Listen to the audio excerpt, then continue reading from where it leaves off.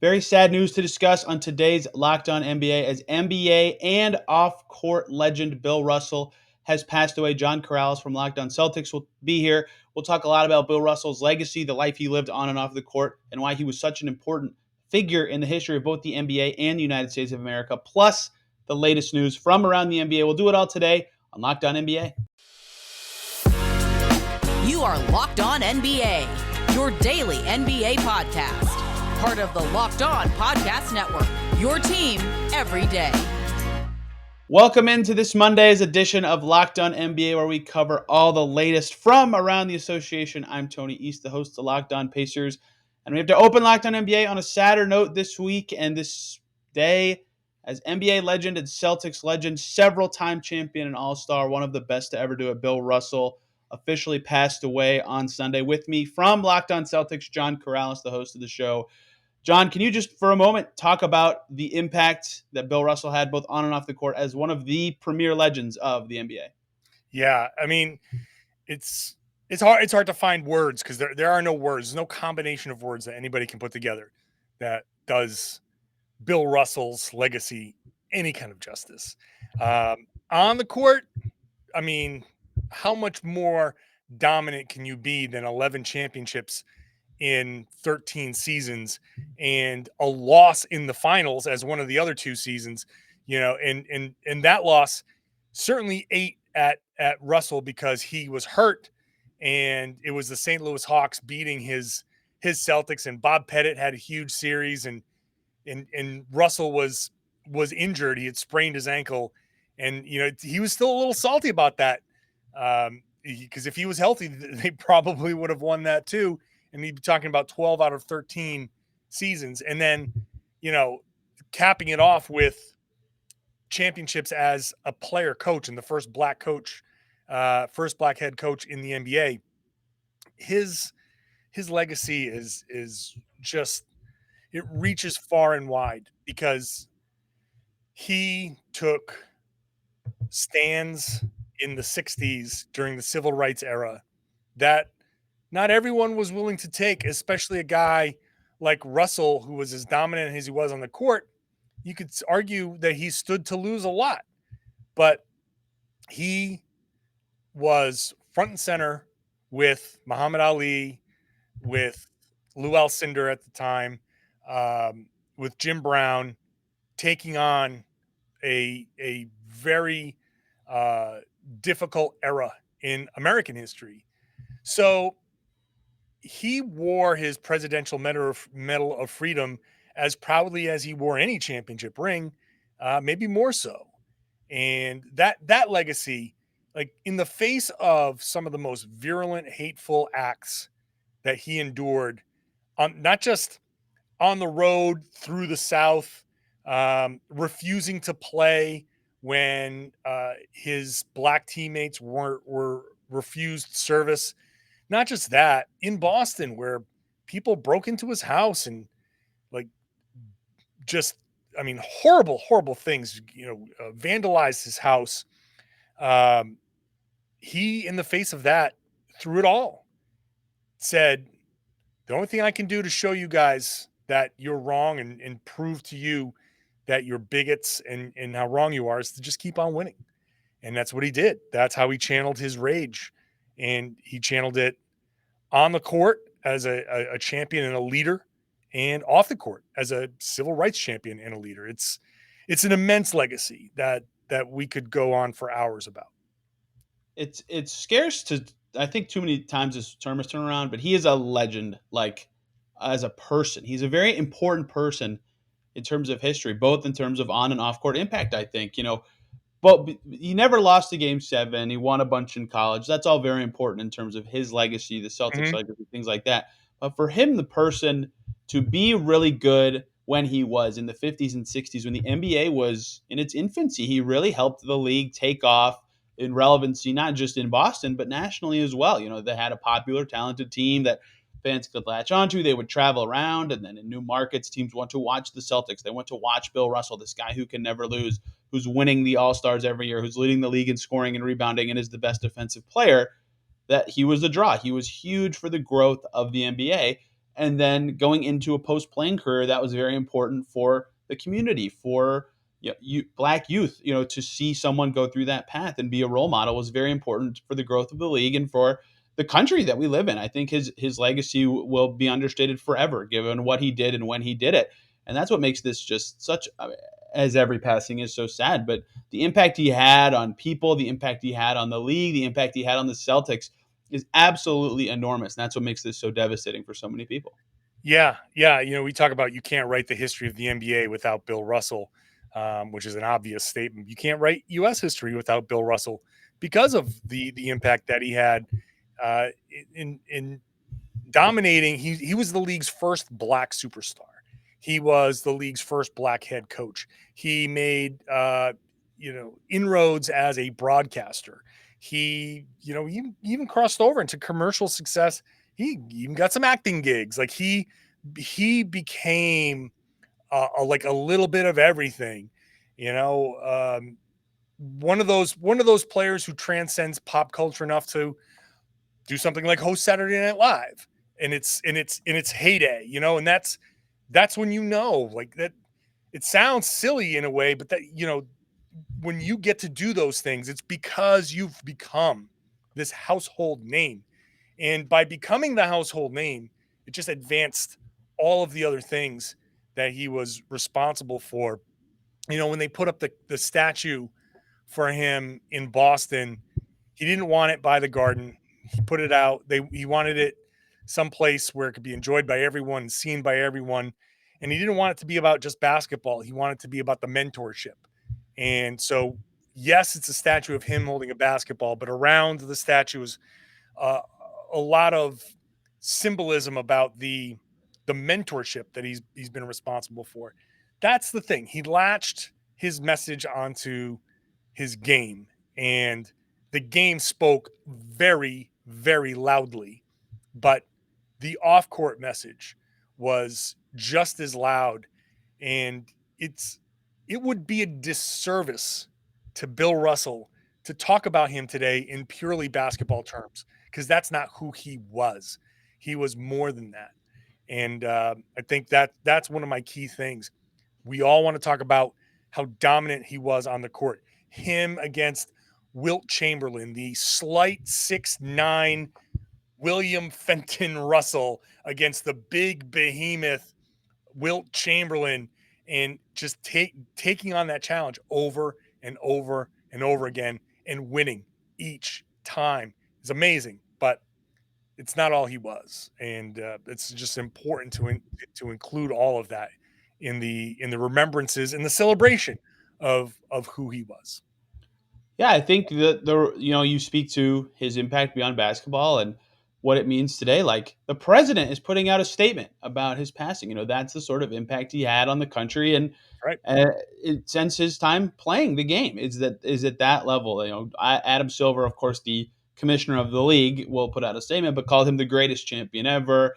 Several team owners put out a statement. Some that played like MJ, some that didn't. The Pacers put out a team statement, for example. All those things just speak to the impact he had on every single franchise. And there's a reason he was considered the best to ever do it for 40 plus years. Some still consider him that to this day. If you consider the resume of winning for being the premier argument in a greatest of all time debate, he won all Won the time. And every I don't at every level, first gold medal, I think, for USA basketball as well. I may be misspeaking there, but one of the first Olympic medalists as well. His list of accomplishments both on and off the court is so long. His Wikipedia page is unbelievable. And you speak to his acting exploits, of course. My favorite moment of his, flipping off Charles Barkley for absolutely no reason, is up there in terms of the best things he's ever done. Just completely got it with every interaction he had. And that just an absolute legend in every way. I loved the 2017, I think it was the NBA awards, where they brought up all of they brought up Shaq, Alonzo Mourning, Dikembe Mutombo, Patrick Ewing. I don't know if Akeem Olajuwon was up there too, but they all came up to honor Bill Russell with this Lifetime Achievement Award. And he stands up there, and there's this quiet moment. And it's like this poignant. It's some of the It's dominant centers from every era. Kareem was up there too. Dominant centers from every era, and he's just sitting there, and it looks like he's soaking in the moment, and then he just goes points 1, 2, 3, 4, 5, and in his gravelly voice he goes, "I would kick your ass," and then lets out this big shriek cackle, this big signature Bill Russell laugh. But that's just perfect Bill Russell standing there frail at that point, what, 83, 84, and using a cane, and he's still like, you know what? I would kick all your asses because he was that good. He'd be like, Shaq, I can figure out Shaq. Give me 5 minutes. Let me watch a little bit of Shaq. Okay. I know what I need to do. And then he would do it. If he could stop Wilt, he can stop Shaq. He can stop anybody as far as I'm concerned. But that attitude, that mentality, it just spoke to, yeah, that's all nice. Love you guys. But just keep in mind who number one is here. I don't have these two handfuls of rings for nothing. Don't you guys forget it. It was an amazing moment. It was awesome. I don't think anyone will forget him for a while, and a lasting legacy everywhere, including in the league. The Finals MVP trophy will still be the Russell Trophy for as long as it's given out. It will be a shame that he cannot be there anymore. I think what was the last one he was able to do was 2019, 2018. I can't remember. He wasn't at the bubble, right? So Yeah, the bubble, he couldn't be there, certainly. So before the bubble, yeah. So Toronto, Kawhi Leonard probably was the last one that he was able to do. But that trophy will still be given out. It will mean so much for years to come. For more on this, John Karalis and Locked On Celtics is your way to go. I'm sure you will have all the stories and everything about Bill Russell in the coming week. Bill Russell was a legend in every way. And like John said, Locked On Celtics is the way to go for more on his passing and his impact and legacy that he will have. Let's pivot and continue talking about the current NBA and news from around the league. Before we do that, though, I would like to really quickly talk to you guys about Built Bar, who are bringing you this podcast. If you haven't tried Built Bar Puffs yet, you are depriving yourself of one of life's greatest joys. And guess what? There's a new flavor. Ready, delicious, indulgent cookie dough covered in chocolate. That's right, Built Bar has done it again. Let me introduce you to your new favorite protein bar. Their cookie dough chunk puff. Light and chewy texture, cookie dough flavored chunks, and of course 100% covered in chocolate. It basically tastes like a candy bar. I've tried them and absolutely love them. All the joys of eating cookie dough without the hassle of making it, and it's healthy for you. The puffs are only 160 calories, and they have a whopping 15 grams of protein in them. It's collagen protein that your body absorbs faster, so it's a healthy, delicious protein bar that tastes like a candy bar. What's not to like? They have a ton of other flavors as well that you can see right on their website, and a mixed package where you can get a bunch of their most popular flavors. Go check them out at built.com. Use the promo code LOCKED15. When you're checking out, you'll get 15% off your order. That promo code again is LOCKED15 for 15% off at built.com. Welcome back to Locked On NBA, everybody. Thanks for making us your first listen every single day. For your second listen, hop on over to Locked On Cavs to hear from who we're about to hear from. Chris Manning talking about the latest on the Cleveland Cavaliers. Let's switch gears a little bit. Talk about the best free agent still on the market in the Cavaliers orbit. Collin Sexton, very strange situation, very reflective of how restricted free agency goes for these kind of players who are good but not quite good enough to fetch those max deals. When the money dries up, someone's got to be left out there, and in this case, it's Sexton, still unsigned. And the reporting from Cleveland.com's Chris Fedor, among others, suggests that the outstanding offer to Collin Sexton from the Cavs is 3 years and $40 million as restricted free agent. He would like more than that. The only teams with space to give him more than that are Indiana, San Antonio, and Detroit. Chris, where is this heading? Is that even a fair offer for a guy who scored 24 points per game 2 seasons ago? That's a very loaded question. Talk me through this situation. I think it's a little bit low.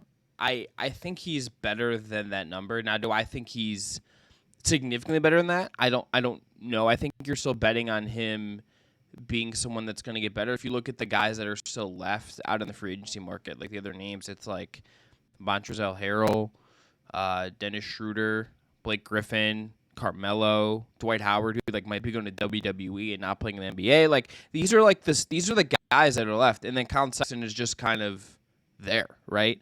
So I think that number is a little bit low, but it seems to me, Tony, that the Cavs are both in a position where they feel like they can squeeze him and try to lower his value for their making cap purposes, But if you look at also just what it seems like they maybe think of Collin Sexton, the fact that they're not going out of their way to like maybe offer him more, to move one of the guys who need to bring him back and pay him, maybe $15 million a year or something, and trying to be more aggressive and getting a deal done, to me at least says something about what they seem to think about him at this point in time, coming off a year where he was injured and the team frankly was not his fault, but just the real ascendance of the Cleveland Cavaliers happened after he got hurt.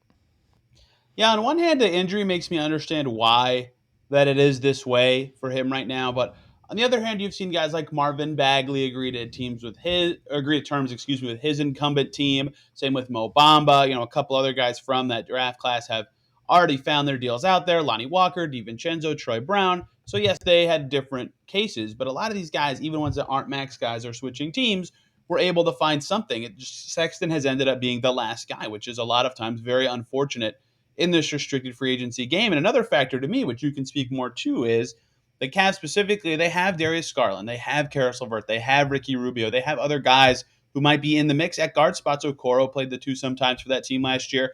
That could be, to me at least, another reason why it might be hard for them to want to commit a lot to them. They have a lot of resources invested into those spots already. Yeah, I mean, I think the plan will be for Ricky Rubio to do a lot of the stuff Ricky Rubio did before his ACL injury when he comes back from that injury. I think that's not going to be until 2023, but there's time to come there, obviously. But Karis LeVert, as you noted, you know him from covering him with the Pacers. He plays with the ball in his hands. Like, he's not a guy that's going to totally thrive off ball. You're hoping, I think, that Darius Garland can continue what he did last year when it was really his offense. You're not really going to try to take away from that, I think, too much. And not only are there guards, but there's also Evan Mobley in year two, who I think is poised for an offensive leap. So there's just like a lot that is changing here that is going to change what Collin Sexton, I think, is going to be asked to do and what kind of role he's going to be asked to fill. The apex of Collin Sexton that we've probably seen so far, or at least like what defines him to me as a player in my head, when I think of him, is that 42-point game he had against the Nets. When the Nets put together that big three, he had 20 straight in that game. It was very much Collin playing with the ball in his hands, running pick and roll, taking pull-up mid-range shots, some pull-up threes as well. But the ball was in his hands. He was dictating the flow of the offense. That is not going to be his role anymore. It can't exist. When there may be spurts of that, there may be a game or two here and there where he gets to do that. But if he's going to be back on the Cavs next year, that version of Collin Sexton, I don't think can really exist anymore. And I think if you're the Cavs, you're probably saying, okay, like if we're going to have to move your role and figure that out and still bet on you, like I think that's where they say the valuation, which is lower than like the $20 million a year he reportedly wanted, or even like getting up to like the 18 or so that's out there. It just doesn't seem like the value for what they think his role is going to be is quite there. Yeah, I remember seeing those numbers floated for his value, which was fascinating to me. Like after the 24 points per game season, and pretty efficient, by the way, above average by a small amount doing it. Obviously, his defense is the reason he's not an instant max player at that evaluation, but he was a very talented player that year. But there's just no one out there to give him the money, which is why it's so interesting to me. The Spurs, they have young guards on their team already. They just drafted a few more. Even though they traded away DeJounte Murray, they have guys ready to fill those spots that they would like to give minutes to and run the show. And so Sexton doesn't make a ton of sense for them, especially at the value of money he wants. The Pacers have, it's easy for me to look at them with Halliburton and Benedict Mathurin and Chris Duarte on that team. The Pistons just drafted Jaden Ivey. They have Cade Cunningham. They have Killian Hayes. I don't think there's a team that's going to give him a ton more than what the Cavs are offering. Like, that's how Ayton got out of his restricted free agency dance. So it seems like this is headed to either somehow right before training camp, the Cavs and Sexton figure something out, or Sexton just says, you know what, I'm going to take my, as we talked about before, $7.2 million qualifying offer, play for a year with the Cavs, try to find my way, and figure it out as an unrestricted free agent next year when he's only 23, 24 years old. The qualifying offer is such an interesting thing here, Tony, because we, number one, don't see a lot of guys do that, right? Like Ayton maybe theoretically could have done that, but he was able to wait out the market enough and then get that offer from the Pacers. You know better than me. It does not seem like the Pacers are going to come and do that here and give Collin the leverage that he needs. He needs one team to give him the leverage that could change that whole thing. It just doesn't seem to be there for him right now from anywhere. The qualifying offer would be such a bold thing for him to do. And it's a very much a bet on yourself thing. He would take a pay cut over what he would get in that $3 or $40 million deal, but it also gives him room to hit free agency next summer in a way that where he can just go sign with anyone. There's no strings on him. There's nothing holding him from going to sign anywhere in a summer where like there might be a lot of cap space for teams, it seems like. There is, to me, though, just such a risk in that for him just because his role, as we've talked about, is shifting. And if Collin can't go put up numbers and score a lot, which is what he does well, which is going to be his defining trait, I think, in the league. With some passing, I think with some better passing than I think maybe he gets credit for. Not elite passing, but competent secondary creation. I don't know like if it's like an optimal position for him to go juice his value. It's like you would have to be really sure that you could do it, and it also puts a ticking clock in theory on his time with the Cavs because at that point, like, why would they not just maybe look at him as like a $7 million expiring to play around with? Like he loses some. There's a control he gains, but there's such risk in that, and there's a reason that most guys never do this unless they absolutely have to. If you're just a rookie who doesn't work out for whatever reason, and Collin has worked out, he's been a really good player for the most part and a productive 8th overall pick. There's a reason guys don't do that, but it feels very much on the table right now as we're talking about it. The other trouble with the qualifying offer part is what motivation do the Cavs then have to put him in optimal positions to play well, right? He's an unrestricted free agent on an expiring deal. Do they want him to look awesome and become too expensive in 1 year, especially when he, wasn't psyched about rejoining them the summer before? That's always a yin and yang thing with teams, even though it's a crummy way of thinking about it. It's how the business works. They have to look out for themselves long term. So they might not even necessarily care about having Sexton in the best possible situations all the time for a season. That's why I think it would, in theory, be in both parties' best interest to figure something out for 2 or 3 years, but that's just not always reasonable when, the salary cap exists, spending money exists, and players would like to be free agents as often as possible. So I'm not sure where this one's headed, and I'm curious if you had to, put your money on it and guess where you think this will ultimately end up going. I will say one thing I should note very quickly is that if he does take the qualifying, I believe he then gets trade veto rights. So like they could say, hey, we're going to trade you to team, let's say it's the Heat or whatever, and he says, I don't want to go to Miami or like Sacramento or like wherever. Like he could just say, I don't want to go there, and that there's probably some benefit to that, but that could complicate this as well. I tend to think he's still probably going to be back on the Cavs next year. I think maybe there's something here behind the scenes where we're seeing the Cavs maybe try to wait out some of these bigger deals and see if they could get involved. But the Cavs would also have to move on one of Cedi Osman or Dylan Windler, I think, in all likelihood, to create a roster spot for Sexton as well. They do have a full roster right now. So there's that part of this as well that complicates this. So maybe there's just some waiting there, but I think it's more likely not that he's back. I just don't have a gauge right now on how far this drags out. When it gets to August and the rest of the league feels very settled, and it does not feel like the Donovan Mitchell trades or the Kevin Durant trades or whatever are really moving forward, I don't know where things shake. And I don't know if there's either side is going to blink right now. It feels like they're both staring at each other, waiting for someone else to do something, and it just feels like we might be waiting until September for this. I could be very wrong, but it feels like we're just going to keep waiting and waiting and waiting. And I'd be remiss if I didn't note, the Cavs have done this with Collin is represented by Clutch. They've done this with Clutch before. Tristan Thompson, the year the Cavs ended up winning the title, this is different circumstances. Wade didn't sign his deal until, I believe, October. They did this with J.R. Smith as well. They had, obviously, having LeBron James represented by Clutch on your franchise is very much a constant negotiation of some sorts. I think these are sides that know each other. And while they've done business together before, Darius Garland got his deal done this summer, all of that, this feels like another Clutch Cavs stare down that I think both sides have been, in the past, shown willing to wait for some leverage to provide itself for either one of them to get what they want. The classic restricted free agency dance that never ends. They'll have more of it over on Locked On Cavs. Chris and co-host Evan Dammerell. Chris, thanks for the time. Everybody, let's talk about some Donovan Mitchell, who apparently maybe not fait accompli that he's headed to the Knicks. Perhaps the Wizards and Hornets could get involved. Let's talk with Doug Branson from Locked On Hornets about all that. Back here on Locked On NBA. Hey, thanks for making us your first listen every single day. And for your second listen, check out Locked On Hornets for more on this topic because it came out over this weekend via various outlets. I believe first was The Athletic. That Donovan Mitchell to the Knicks, not fait accompli. Some other teams are in the mix here. The Wizards have been named, and the Charlotte Hornets have been named. A fun young Hornets team, 2 play-in losses in a row, potentially in the mix for Donovan Mitchell. Doug Branson from Locked On Hornets is here. Doug, talk me through this. Does this make sense as a pursuit for the Charlotte Hornets basketball team? Well, I think it makes sense from the perspective of a team in the Charlotte Hornets that need talent, and Donovan Mitchell is one of the best talents in the NBA. It would rectify one of the bigger draft flubs in Hornets history. Around the time that Donovan Mitchell was drafted, there were loud whispers that then head coach, but now head coach Steve Clifford wanted Donovan Mitchell, but Rich Cho, the GM at the time, and Jordan decided on Malik Monk when he fell, and we all know how that turned out. Malik Monk no longer with the Charlotte Hornets. Now Clifford is back. This gives the Hornets an opportunity to not only acquire, again, one of the better scorers, finishers in the NBA, but also rectify that draft flub. Let's talk about the timing of this for Charlotte. 2 straight years, like I said, losing in the first round of the play-in tournament.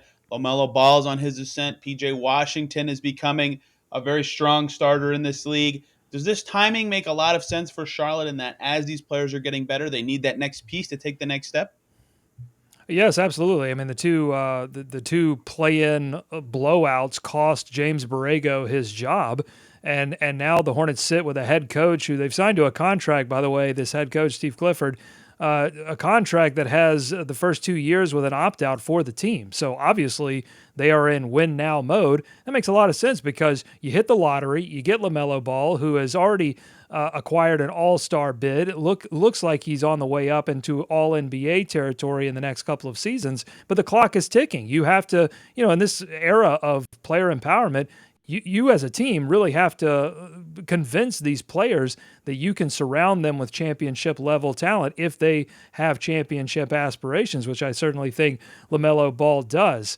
And obviously the Hornets are in a weird situation this offseason with Miles Bridges, one of their leading scorer last season, facing 3 felony domestic violence charges.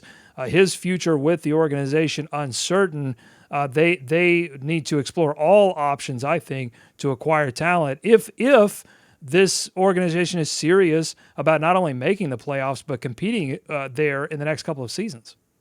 You nailed it from my outsider's perspective. When you have a talent like Ball, once they make the All-Star game or even sniff it and get close enough that they're serious, they're really good, they can guide you to the postseason for years and years. You need to start getting that second guy in the door. I'm actually surprised you don't hear more about Dallas trying to do that because it's got to become time at some point. Porzingis wasn't the guy for them, and who knows what their future looks like now that they have lost Jalen Brunson. You never know how these things can turn so quickly. And when you have a chance to potentially get a guy like Donovan Mitchell, it's something you have to pursue. We can get into team fit in a moment, but to you, Doug, what kind of package would it take? Utah just got the moon and the sun from the Timberwolves for Rudy Gobert, and the reporting suggests that they want more for Donovan Mitchell. I don't know if his value is more or less than that, but it seems like for a younger player with a lot of time left on his contract, there would be a lot of capital required to get a guy like Mitchell to any market.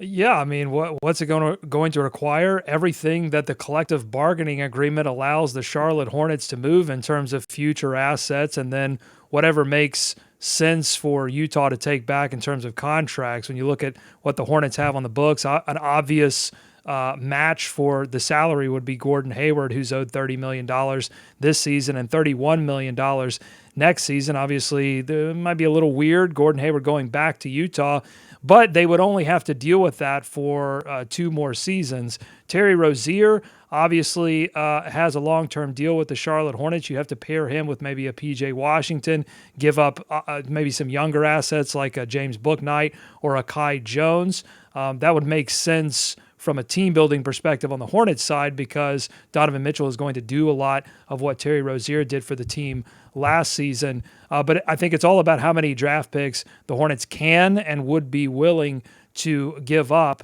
and essentially mortgage the near-term future to bring in Donovan Mitchell, who, by the way, is 25 years old and on a long-term contract. This would be a completely different situation from my perspective if Donovan Mitchell was on the last year of his deal or maybe even the last couple of years on his deal. But you've got Donovan Mitchell for the next 3 or 4 seasons. So whatever future I think the team ends up mortgaging, you're buying into a future with Donovan Mitchell. That just makes sense to me. That makes sense to me as well. And I think the Hornets are kind of an interesting spot here. Like you talk about the Knicks a lot in Donovan Mitchell rumors, or most people have. And what makes them appealing is they're multiple picks, and interesting young talent. The Hornets, to me, have a lot of those things already on their team between guys like not even guys who are guaranteed to be in their rotation this year, between Bouknight, between Kai Jones, two guys you already said. They just drafted Bryce McGowens. They also have JT Thor, PJ Washington, Mark Williams. They have young pieces along with, I believe, you could correct me if I'm wrong here, all their own picks to make something happen here in a big deal. If they wanted to do that, they, I believe, have an extra pick for Devontae Graham still. It seems like the Hornets have the assets to make some sort of waves in this if they are truly interested in beating the Knicks offer. Do you feel like they can make the best offer of the teams that have been reported?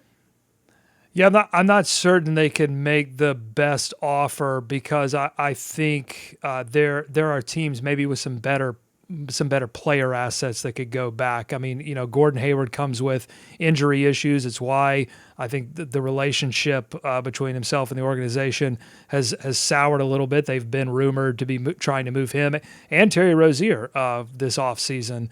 So I think there are other teams that maybe could match in terms of the player assets. In terms of the pick, the Devontae Graham extra pick was this past draft, which they then moved in that Jalen Duren deal and then acquired an extra, or not an extra, but they actually acquired a first-round pick for next season. I don't know in terms of the pick situation exactly what they could offer back, but they're going to have to give it everything they have, plus pick swaps and that kind of thing. But I think, when you're looking at the Hornets organization, they've drafted well, I think the past couple of seasons under the Mitch Kupchak regime, but traditionally haven't been known, as a team that has drafted particularly well. So I think you have to take that into consideration too, that, yeah, maybe you don't want to mortgage your entire, near-term future, but Donovan Mitchell is a surefire, sure bet, all-star, all-NBA type of player that any picks you make in the next couple of seasons are going to be gambles, crapshoots. So I think you go for certainty, especially when you've already hit the lottery with LaMelo Ball and the clock is ticking on how long you'll be able to keep him. You talked about Terry Rozier and the little bit of skill overlap that may exist between him and Mitchell, obvious as the off-ball guard who would be paired with LaMelo. And even though Mitchell would have the ball more than a guy like Terry, how do you see Mitchell fitting on the infrastructure that would still be in Charlotte after a deal like this? And to that end, do you feel like it's a good enough team to reach the postseason even without needing the play-in tournament? So in terms of the fit, yeah, if Terry Rozier doesn't go back in the deal, then all of a sudden you've got to convince Terry Rozier, who has played a major role in this team, to move to the bench. I don't know how satisfied he would be with that, but he has been one of the team leaders for the Charlotte Hornets. So, and he's been somebody that I think last season was frustrated by the fact that the Hornets were not achieving the goals that they had all set out at the beginning of the season. So maybe there could be some convincing there. Hey, we've brought enough talent in here to do what you would like to do if you take on a sixth-man type of role. But in terms of the fit between Mitchell and LaMelo Ball, I think Mitchell complements LaMelo Ball perfectly and does a lot of the things that the Hornets need that they didn't have last season. He scores at the rim efficiently. Mitchell made 65% of his shots at the rim last season, according to Clean the Glass, and 80% of those makes were unassisted. The Hornets were awful at scoring at the rim, and it's honestly a gap in LaMelo Ball's game. LaMelo Ball was an amazing three-point shooter. He could do it off the bounce. He could do it on the catch and shoot. But in terms of finishing at the rim, he still has to elevate his game there. This would be a shortcut, bringing in Donovan Mitchell, who can do that, draw the defense, get LaMelo Ball even better looks from three, deeper looks, or maybe even some looks closer at the rim for LaMelo Ball. I think this is like a perfect fit in terms of what the Hornets need to take their offense was already good. They were 8th in the league last season offensive rating. I think they could do what Utah did last season and become the number one offensive team. And then, Wow. The Hornets weren't great defensively. You could then take a little pressure off of Steve Clifford to vastly improve that defense, maybe improve a little bit. But if you're the number one offensive team, I think that's good enough to get you not just through the play-in, but possibly even into the playoffs. I agree with all that. I think with Mitchell, they would vault quite a few teams in this Eastern Conference hierarchy. Who knows what's up with the Nets? I think they'd pass Cleveland. They'd be right in the mix for that 6-5 spot. And you'll have this and more with Walker Mel over at Locked On Hornets. Doug, thanks for the time. And everybody, thanks for checking out Locked On NBA. We're here every single day, free and available on all platforms, including YouTube. If you want to see our lovely faces talk about these topics every single day, please like and subscribe on YouTube. Have a great day, and we will see you guys tomorrow.